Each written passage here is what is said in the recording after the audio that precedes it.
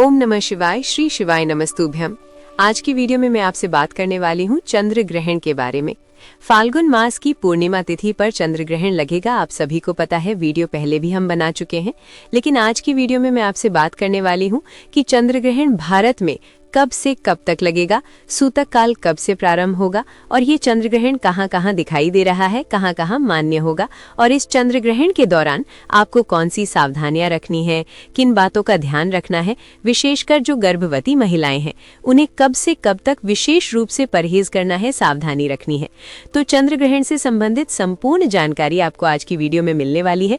बहुत महत्वपूर्ण वीडियो है, पूरा जरूर देखिएगा और अगर वीडियो अच्छी लगे तो लाइक और शेयर भी जरूर कीजिएगा।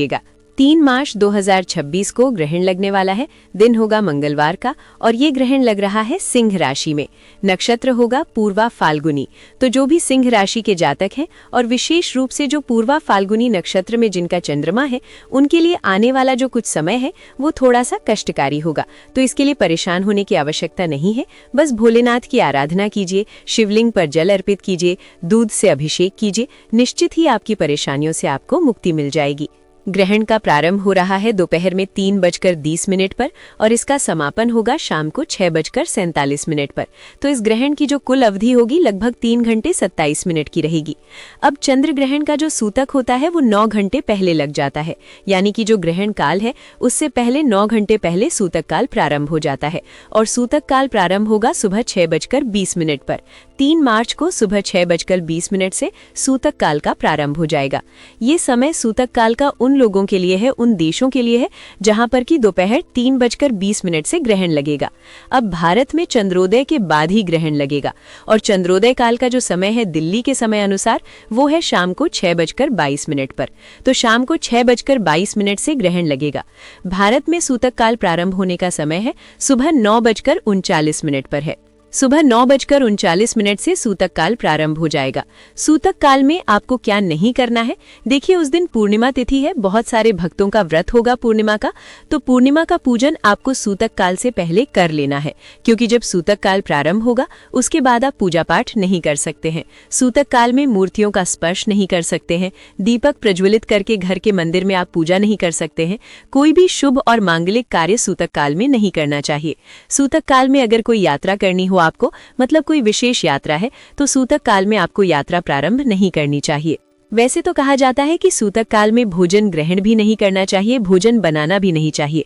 लेकिन देखिए ये पहले के समय की बात है, लोग इन सभी नियमों का पालन कर पाते थे, अब ऐसा नहीं हो पाता है। तो आप सूतक काल में भोजन बना सकते हैं, भोजन ग्रहण भी कर सकते हैं। लेकिन जब ग्रहण प्रारंभ हो जाता है उसके बाद आपको ना तो भोजन पकाना चाहिए और ना ही ग्रहण काल में आपको भोजन करना चाहिए। सूतक काल प्रारंभ होने से पहले घर में जितनी भी भोजन सामग्री है सब में आपको तुलसी के पत्ते डालने चाहिए। घर में जो जल है उसमें भी आप तुलसी के पत्ते डाल दीजिए। घर में जो भी कमरे हैं उनमें भी आप थोड़े थोड़े से तुलसी के पत्ते कटोरी में रखकर घर में हर कोने में रख दीजिए। इससे क्या होता है, नकारात्मक ऊर्जा का प्रवेश आपके घर में नहीं होता है। आप चाहे तो कुशा भी रख सकते हैं, कुशा या फिर तुलसी के पत्ते, जो भी आपके पास उपलब्ध हो। जो महिलाएं गर्भवती हैं उन्हें विशेष रूप से ध्यान रखना है। सूतक काल में आपको सोना नहीं चाहिए, कोई भी चीज आपको काटना नहीं चाहिए, ना तो फल न सब्जियां, ये सब चीजें आपको काटना नहीं है। किसी चीज में भी आपको गांठ नहीं लगाना है। चाकू, छुरी या फिर सुई धागे, इन सभी चीजों का प्रयोग गर्भवती महिलाओं के लिए बिल्कुल वर्जित है। आप इस बात का ध्यान रखिएगा। कोई भी सिलाई बुनाई का कार्य आपको इस समय में नहीं करना है। और इसके अलावा ये समय जो है मंत्र जप का समय होता है, आपके लिए बहुत आवश्यक है अपनी और अपनी संतान की सुरक्षा के लिए। तो इसके लिए आपको भगवान से प्रार्थना करना है, मंत्र जप करना है, नाम जप करना है, या फिर किसी भी स्तोत्र का पाठ आप कर सकते हैं, जैसे कि संतान गोपाल मंत्र का जप आप कर सकते हैं।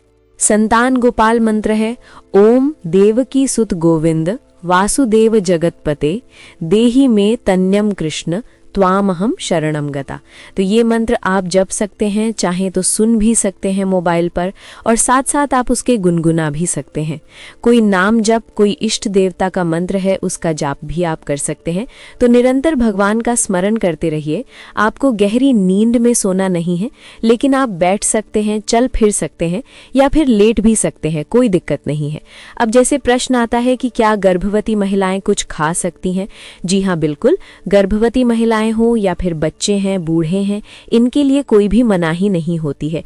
किसी भी प्रकार का विशेष नियम इन लोगों के लिए नहीं होता है। तो आप अपनी सुविधा के अनुसार फल ले सकते हैं, जूस पी सकते हैं या फिर हल्का भोजन जो भी आप खाना चाहें ले सकते हैं। वैसे प्रयास करना चाहिए कि कोई गरिष्ठ भोजन इस समय में ना ले। तो इन सभी बातों का ध्यान रखना है गर्भवती महिलाओं को। और ग्रहण काल में आपको घर से बाहर भी नहीं निकलना है, मतलब जितना हो सके चंद्र ग्रहण के प्रभाव का आपको ध्यान रखना है।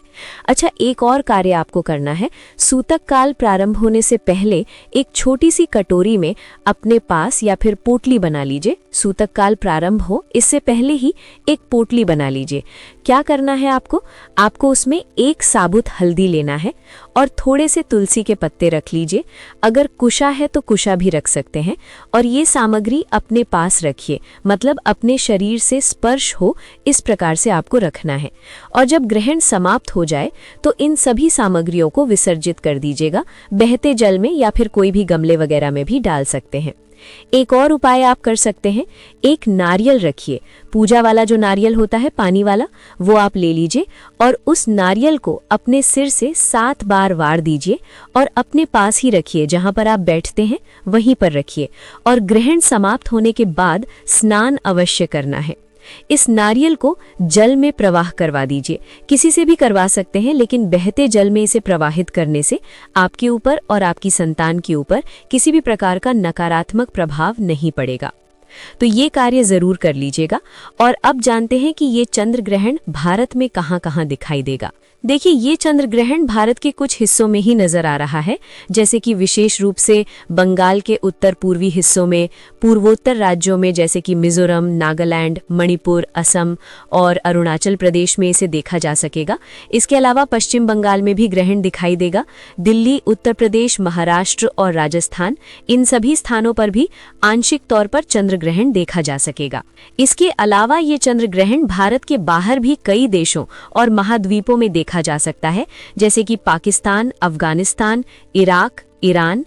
इसके अलावा पूरे एशिया में भी इसका जो दृश्य है वो दिखाई देने वाला है। इसके अलावा न्यूजीलैंड में, ऑस्ट्रेलिया में, अंटार्कटिका, उत्तर और दक्षिण अमेरिका और रूस जैसे कई देशों में भी ये चंद्र ग्रहण दिखाई देगा। ग्रहण काल में मंत्रों का जप करना सर्वाधिक श्रेष्ठ होता है। मंत्र जप करने से मंत्रों में सिद्धि मिल जाती है, मतलब ग्रहण में जपा गया जो मंत्र होता है बहुत शीघ्र प्रभावी होता है और इसलिए ग्रहण काल साधकों के लिए वरदान होता है। तो मंत्र जप अवश्य कीजिए। आप अपनी इच्छा के अनुसार किसी भी मंत्र का, जो आप पहले से जपते हुए आ रहे हैं, उनमें से किसी भी मंत्र का जप कर सकते हैं। मंत्र जप करने की विधि क्या होगी और कब से कब तक आप मंत्र जप कर सकते हैं, इसकी जानकारी अगर आपको चाहिए तो आने वाली वीडियो जरूर देखिए, जिसमें आपको संपूर्ण विधि विधान से कैसे आप मंत्र जप कर सकते हैं ग्रहण काल में और कैसे आपको लाभ होने वाला है, ये सारी जानकारी आपको मिल जाएगी। होली, होलिका दहन और पूर्णिमा व्रत के विषय में जानना चाहते हैं, होलाष्टक के विषय में जानना चाहते हैं या फिर एकादशी की जानकारी चाहिए तो चैनल पर वीडियो आ चुके हैं, आप लोग देख सकते हैं। तो दोस्तों, आज के लिए बस इतना ही। वीडियो को लाइक करें, शेयर करें और चैनल को जरूर सब्सक्राइब करें। आप सभी दर्शकों का धन्यवाद।